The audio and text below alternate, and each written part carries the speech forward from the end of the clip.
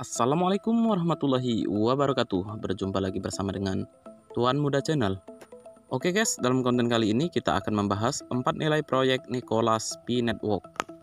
Oke, sebelum lanjut ke videonya jangan lupa like, komen, dan subscribe. Buat teman-teman yang sudah subscribe, saya ucapkan terima kasih.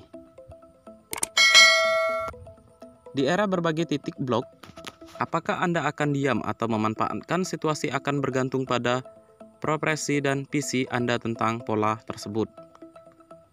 Banyak orang yang menganggap proyek Nicholas tidak layak dijadikan sandaran hanya semboyan kosong.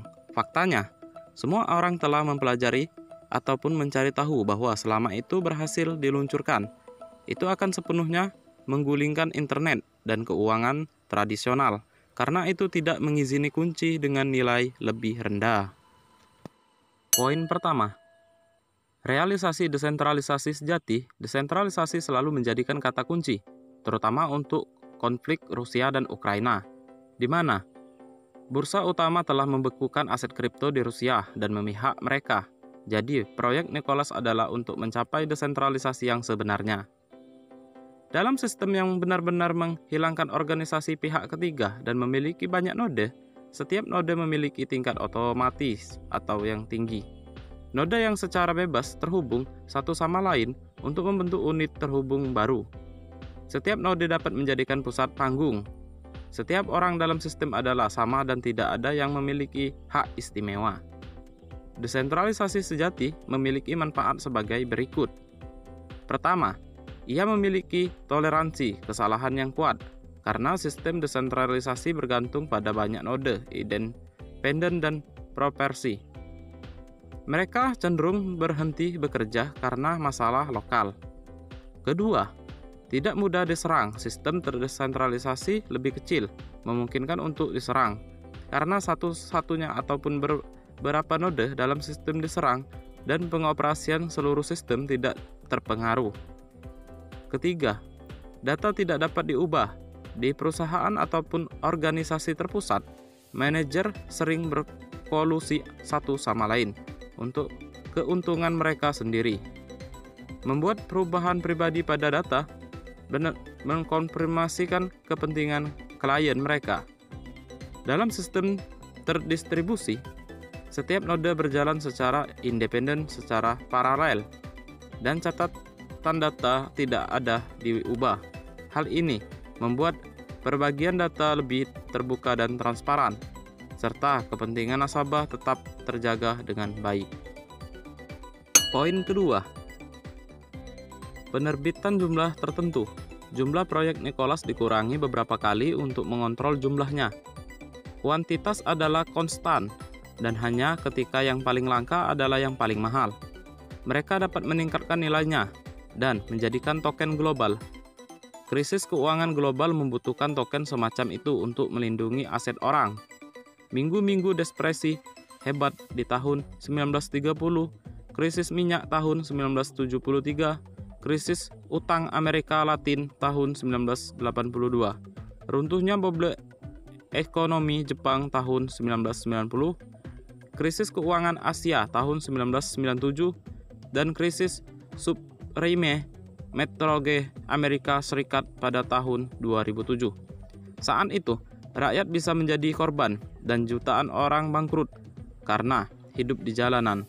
Amerika Serikat telah mencetak uang seperti orang gila dalam beberapa tahun terakhir dan semuanya ketat.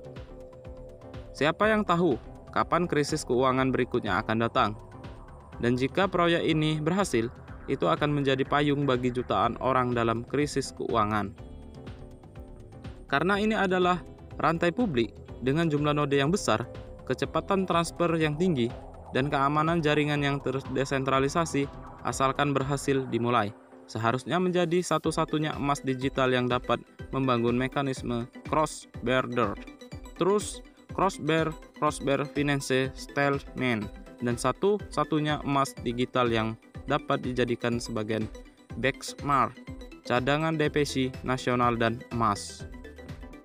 Poin ketiga, operasi ekosistem dalam kaitannya dengan ekonomi real. Ekonomi adalah kunci untuk menjalankan dan mempertahankan proyek karena mereka sebenarnya adalah pasar ekonomi.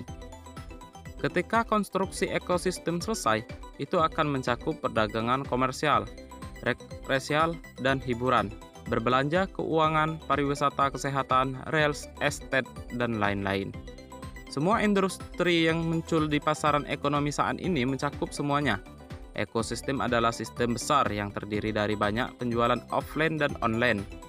Jika kita menjadikan ini, nilai proyek ini akan ditentukan oleh penawaran dan permintaan aktual, bukan oleh real customer dengan liku-liku.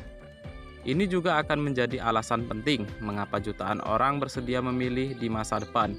Banyak proyek dengan jenis yang sama berumur pendek karena tidak memiliki ekosistem untuk mendukung nilainya. Jadi, proyek Nicholas telah membangun ekosistem dari bawah ke atas, sehingga proyek tersebut memiliki nilai distribusi yang nyata. Poin keempat, sejumlah besar pengguna antarmuka telah diperbarui saat ini memiliki 35 juta pengguna aktif. Faktanya, ini saja dapat membunuh semua proyek dengan tipe yang sama dalam hitungan detik. Sisi proyek bukanlah propaganda yang dilebih-lebihkan ataupun gambaran seperti Fata Morgana, tetapi secara diam-diam mengatasi kesulitan selangkah demi selangkah. Banyak orang mengikuti suatu proyek karena semangat pelaksanaan proyek. Pesona dan nilai besar dari proyek ini adalah jumlah perintis yang terus bertambah, meskipun diejek dan diisukan akan mengalir deras. Hidup itu seperti maraton, teruslah berlari dan teruslah berkembang. Berlari cepat saat ini tidak berhenti, Anda akan berhasil.